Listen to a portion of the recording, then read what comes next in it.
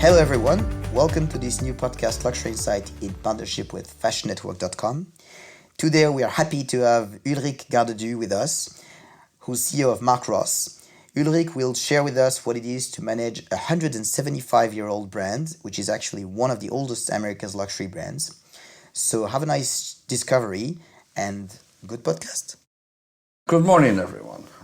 We're here talking to Ulrik Garde Due, who is a true luxury man. He's had a very long and distinguished career working for brands such as Burberry, Celine, George Jensen, Temperley, and then Waterford Wedgwood, a brand which is partly from where I'm from, Ireland. I'm Godfrey Deeny, and I'm delighted to welcome you, Ulrik. Thank you. Let's talk about a little bit about you, how you became a luxury person, your first steps, and a little bit about your career, and then we'll focus on some of the elements. Terrific. So thrilled to be here. My luxury career really started, I would say, when I grew up in Denmark. And my parents had a very articulated and specific style and interest in beautiful objects and having an elevated quality of life. And I got kind of fascinated by that, specifically also from a professional point of view when I went to Paris and I was working for the Danish Foreign Ministry at the embassy there. And I walked down Avenue Montaigne and saw these incredible fashion houses and met some very interesting people who I found had a good balance using part of their right brain and their left side brain and making, true business happen within a creative world. And that's how it started, and I was lucky to get in with LVMH and be with Celine for 7 years. Did you go to a university or a school to study I luxury? studied business, general business, yeah. And then your first steps was in Celine? Celine with LVMH, based out of Paris, then running their Asia operation based out of Japan, and then ending up in North America. And opening the Celine office there. Okay. And what did you do next after that? Then I had a quick stint back in Paris for Cerruti. Yeah. And then I call her my mentor in my professional career, Rosemary Bravo, yes, who I had met at the time, who was running Saks Fifth Avenue, called me and said that she was moving to London and joining Burberry. And my initial reaction was, "Are you out of your mind?" and she said, "Well, let's discuss this because we're going to do something that Gucci has done, but even bigger." And that was a great start of 10 years with Burberry, which was really the turnaround of classic traditional raincoat manufacturer and turning it into a true luxury lifestyle brand. But you sensed from the beginning that her vision had potential after your initial reaction. Absolutely, and a lot of the things that I'd been living through at Celine, which was just at the time bought by Bernard Arnault, and which was a true turnaround also from the original owner, Madame Celine. Yeah. There were quite a few similarities in where Burberry was and what was needed to be done. You've gone back and forth a bit between Europe and America, and you've ended up now back in the United States running maybe one of the oldest luxury brands in America. Absolutely. We're turning 175 years old this year, 2020. Yeah. And I can't think of any and have been looking up, trying to find what other true heritage luxury brands there are out of America. And apart from some beautiful jewelry companies like Tiffany, Harry Winston, etc., I can't see any true heritage luxury accessory brand with so deep American roots as we have with the age of being 175. Tell me a bit about the beginning, about Mark Ross, the very early days, and define a bit its DNA. So the company was founded in Boston. Yeah. And it really, as would at the time happen, it was really saddlery and all kind of leather accessories for the horses and for transportation. That then at the beginning of last century turned into the general transportation where you needed luggage and trunks and to cross the Atlantics and to go around with the whole automobile era. And then it turned into more of a lifestyle, leather-based luxury brand mid of last century. What lessons did you learn at both Celine and Burberry, which you're trying to apply to Mark Ross? I've kind of developed, let's call it a toolbox, to go in and try and assess with deep respect of the DNA of a heritage brand, but then assess what is it that you can use of that DNA and bring it to life and to especially relevance of today's consumer. And I think that's the trick, is to understand what is it the consumer out there wants today, and what is it that emotionally can connect them with this particular heritage brand that I've been working for. Okay. Dangerous, I think, sometimes is to become too storytelling in a museum-like way, but understanding how to do it in an aspirational way that really attracts the customer out there. It was a Monsieur or Mr. Mark Ross who launched the brand, and then how did it change hands? Then the company was, in its early days, sold to Patrick Murphy, who did a fantastic job in really putting Mark Ross on the map, not only in the US but also internationally, with a lot of business made out of especially England, also from a manufacturing point of view. Yeah. And his son Gerald Murphy and Sarah Murphy was to inherit the brand. And At the beginning of the last century. Correct. Yeah. And that was, as you recognize the name, really an amazing couple at the time. And I would say they were heading up the lost generation when they moved to Paris in the beginning of the 20s, and was this very intriguing, intellectual, yet with a bohemian, sophisticated lifestyle. Both artists themselves, but also surrounding themselves with the biggest talents of the time, like Picasso, Fitzgerald, Raymond, etc. So a very interesting couple, and a couple that was setting the tone of Americans in Europe, especially in this case Paris, and then later Côte d'Azur, where they established themselves. Of course, they were the people that's often said that invented the modern idea of tanning 120 years ago, who been the first Americans who lived on the beach all year round and cared about the body beautiful. And of course, as we discussed, they were the inspiration to F. Scott Fitzgerald's novel, Tenders the Night. How do you see, though, that lifestyle, that DNA, that example fitting with the Mark Ross of today? I think the 20s and the 30s and their lifestyle, and you also see it in Gatsby to a certain extent, was an incredible, inspiring period that a lot of people today, also young people, aspire to, because people had fun. They were surrounded by interesting people. There was depth in what people were doing. And then I think the time factor of how they took the time to have pleasure in life was very important, especially in this digital era we are living in. But what we are doing is we are saying, as Gerald and Sarah Murphy were supporting young artists and really dedicated their life to that, so are we doing today. So we have started an artist in residence program where we, in our new flagship store on Madison Avenue, really have made an experiential retail environment which is more like a gallery than, classic luxury shop. We invite in artists that we work with, also young upcoming artists, to allow them to show their work in this beautiful space, and in some cases also work on some limited edition Mark Ross products. Tell me about product development, at Mark Ross. What does it include, and what have you been developing? So when I joined a little more than a year ago, we were very much focusing on women's accessories.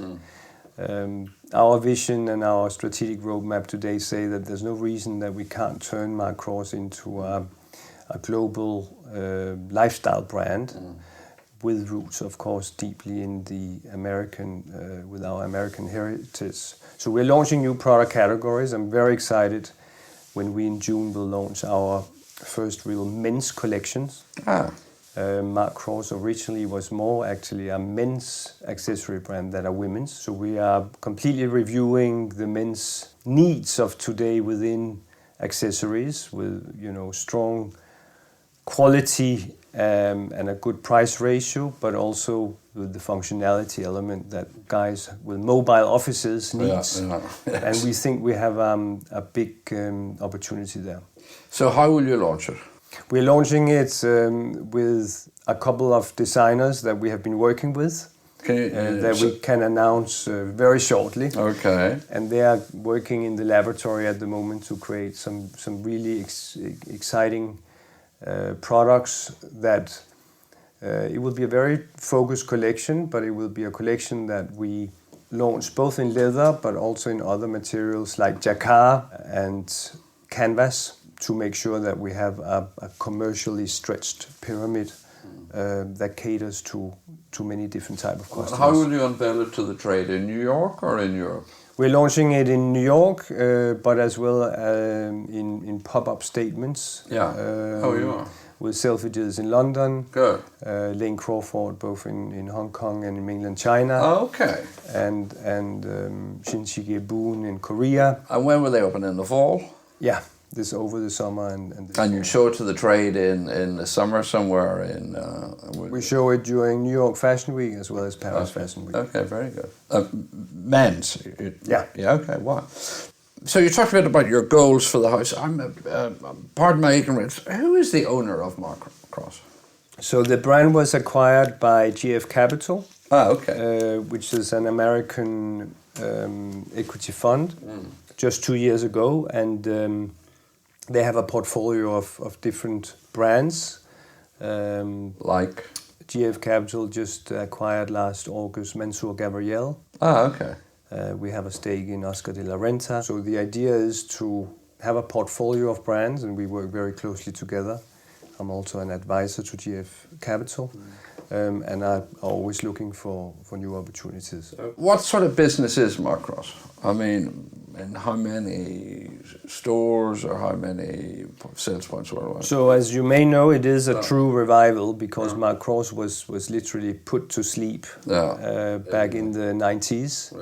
When Sara Lee and the Coach Group acquired the brand, and they decided to focus on Coach and the development of folks. And so at that time, I think we had about 23 stores alone in the US, which were closed. So this is really a full revival of a Sleeping Beauty. So the first flagship store we opened was in November on Madison Avenue. Where is it on Madison? It's on 61st and between 61st and 60th. Oh, the Gold Coast of international retailing. Exactly. So you put down a bit of money to get in there, yeah? Well, we are happy to be there. We think the clientele in that part of Madison today is really very strong, not only domestically but also internationally. Okay. That's the right footprint for a statement for you to make. The idea is eventually you'd slowly but surely roll out flagships. Is that ultimately? Absolutely. My point of view, though, is we don't necessarily need to sign up, for 10-year leases in such a important moving market, fast moving. So we are tending very much, as we're doing with the men's launch, to look at pop-up opportunities, to test different markets, and to see the appetite and whether we should have more permanent established retail environments. We're at a funny stage in the luxury industry that people all feel that the market's changing, that the size of the global footprint of square feet of all luxury stores the growth is slowed down. It's arguably static now, and yet nonetheless, the big luxury brands still very clearly believe in their flagship stores and their maison and their concept stores, and many of them have been very slow to go into digital. The percentage of sales of big French brands, Chanel, Dior, Vuitton, is quite modest. How do you see digital as a brand building exercise or a business thing or a bit of both for Mark Cross? I believe a bit of both. For us, as part of our updated strategic roadmap, the whole consumer-centric and what we call digital-first initiatives has really been key, and we have executed a lot of it in 2019. First of all, we have relaunched our website, reformatted it completely, and that is now aligned with the physical image and concept that we have on Madison Avenue. And I think it's key continuously to develop the key account management we have within the wholesale network, but also to have directly operated channels where we offer, top-notch customer service to the consumer, and also can give them the emotional connection of in a physical environment to touch and to get acquainted with the brand. Are you working with any of the the big obvious e-tailers, like Farfetch, Net-a-Porter, Matches, any of them, or so far, or is that to come? Very important as part of our partners. Key partners are the third-party e-commerce partners also. Yeah. Have you started, or will you start? We have started Already with some of them. So we had a great exclusive launch with Matches last fall. Oh, okay. With a new iconic grey spelt bag that we launched with them. And we worked with most of the big guys. We had a good initiative with Moda Operandi and launched a limited edition with the Brock collection. So good. We are working with each one of them and making sure that in parallel with that, we also have exciting limited edition and exclusive product ranges within our directly operated network. They're very specifically, you're a little bit like, not imitating, but in the same way of thinking of pop-up opportunities, you're tailoring most of these opportunities with e-tailers to be specific things. I think it's important to have your core collection represented with them, but also to understand how do you work with them to have exciting newness coming to the consumer. Bernard Arnault, who I think he became the richest man in the world. He's certainly the richest last week. He's certainly the richest in fashion. At the press conference the other night to release the results of LVMH, he was slightly pouring cold water on the whole idea of the internet, saying it's very useful in terms of image, but when he looks at all the e-tailers, they're still losing money, and he tries to avoid that, and they've made very cautious steps. Do you think other luxury brands will repeat that?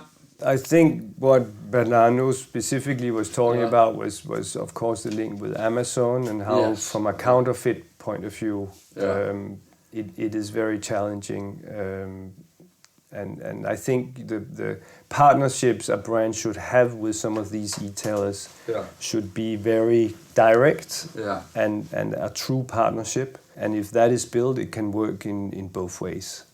To the benefit of both the brand as well as the e-tailer, but it needs to be managed very carefully. How do you see the market generally, luxury, changing over the next 5, 10, 20 years? What do you see were the big changes you're expecting?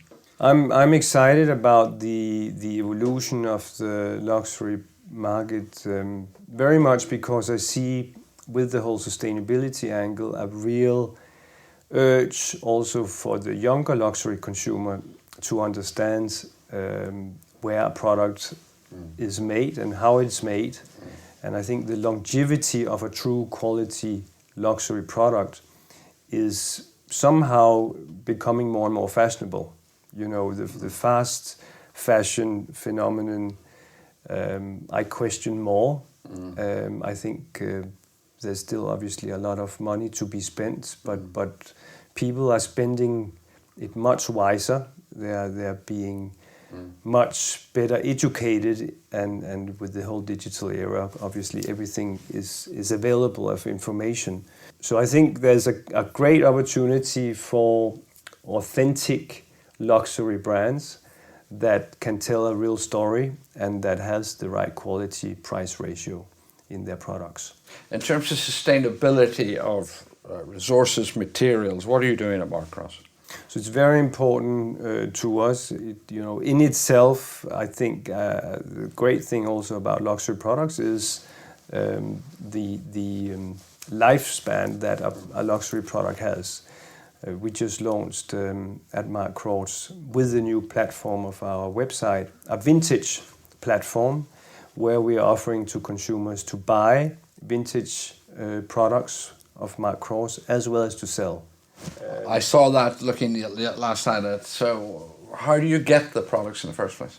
So I see this as a new channel and a new business opportunity for us. And here at the contrary to what we just talked about from e-tailers, I don't see a necessity. Why should we give that business or all of that business to third-party e-com partners like Real, etc.? We should be able to do this ourselves. We are the ones who can authenticate products in the best way and who can also put a price tag on it. So the way we do it is go out and search ourselves and buy the most interesting products that we believe either has a great value for our archives, for our design team inspiration, or to be resold to the end consumer. It's a big trend. Beside the Hotel Costa, there's now Westin Vintage. It's a pop-up store, but probably the most prestigious shoe brand in France has opened up a store specifically. It's a pop-up still, but specifically related to that and to the circular economy clearly in action on the most prestigious shopping street or one of them in the world. So this is one of the initiatives we do to kind of close the ecosystem. Another thing that we're doing, and we have a great collaboration with, is Positive Luxury.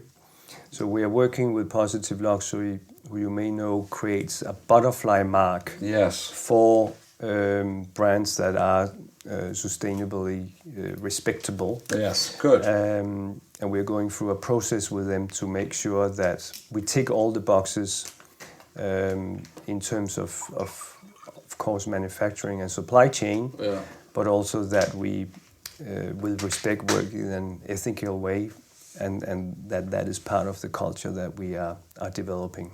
Where do your raw materials, your leather, your canvas, those are where do they come from? All our products are made in Italy.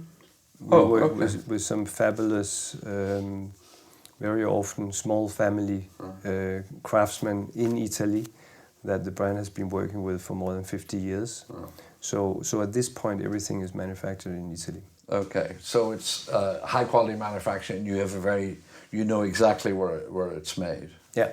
And where the raw materials come from. Correct. Yeah. Would you start to tag that in the future as part of the, Well, that's the second project that we're working on. Okay, so we are a pilot brand with a new digital platform called True Twins. So it's really a digital twin to your physical product. Oh, wow. So we are testing it at the moment and tagging some of our bags with a device. And you can, with that device, follow the whole ecosystem and the path of a product when it's sold to the end consumer. As well as potentially resold, the new consumer will take over the whole history of the product, including the manufacturing, etc., in that device. So it gives you, first of all, like a great tool for counterfeiting, as well as for the history of the product. Okay, and that would be built into the bag somehow, or into your bags? Or? Correct. Interior some way, so it would be... Or through a serial number or some kind of identification that is linked to blockchain. Okay. Oh, linked to blockchain. Yeah. So it's a blockchain platform that we are using. Ah. Okay, so there's a kind of digital code within the product. Correct. Okay, wow. Yeah. So we're testing different means to make sure that we are preparing ourselves as well as possible to be able to, first of all, act in a fully responsible way, and secondly, to follow the product's path throughout its ecosystem. Where is your creative team based? In New York? Yeah. Where in New York? Upper East. Our headquarters on 65th and Lexington. Okay. And you will keep that creativity, you think, based in New York, to keep an American quotient to the brand? I think that's important, but equally important is it to work with and inviting either artists in residence or designers in, as we're doing for the men's launch. So we are open to work also with international designers, but great to see that people that we're talking to all are so fascinated about the DNA and unique history of Mark Ross, and tapping into that and looking at how to then work with it for the future. Okay, very good. Now, finally, I mean, we're also trying to address the generation. What would be your advice to anyone thinking of taking a career in fashion or luxury management, or some element in the management area of that sector? I think a bit as we discussed at the beginning is if you, especially when you come from the business side and the management part of the side, if you are interested in pure management, but also in connecting with that creative spirit that we find in the luxury goods world, where constant innovation is necessary, a very deep understanding of the consumer. I think that's key, to have a natural interest for that. You know, how is the consumer acting? What are they looking for? How has the buying pattern of a consumer changed radically over the past 5-10 years? And what will it be in the future? If you are interested in these different elements, then why not have a great, successful and passionate, it's all about passion, isn't it, career within the luxury goods segment? It's to go back what you said in the beginning, it's about emotion. It's, you know, at the end of the day, you have to feel that some sort of connection with any brand that you either buy or you work in. No, absolutely. There's this connection you have emotionally that is key to understand your consumer and also to put the right products out to them. Finally, define the DNA of this great brand, Mark Ross. American heritage with a width of lifestyle, so an opportunity to go into many different product categories. I think being American sets us apart from, for example, European luxury good brands. And I think in our DNA there's this sophisticated, casual way that Americans has about them, in the way they dress, in the way they live, that somehow is very different from a sensibility from an Italian or a French or a British luxury brand. And I think that American casual sophistication is very relevant to the world, not only Europeans, but also a consumer in Asia. I agree with you, but what differentiates the American from the European? They're not so casual. It's a little bit more what? I think the Americans somehow are more casual. Yeah. I mean, I always have this image of J.F. Kennedy or J.F. Kennedy Jr., who will be, on a boat, on a yacht with white sailing shoes and then blue socks and khaki and a big oversized sweater. Yeah. There's that casual chicness with a strong quality element that I think the Americans have. Ulrik Garde Due, it's been great talking to you. Thank you very much. Thank you.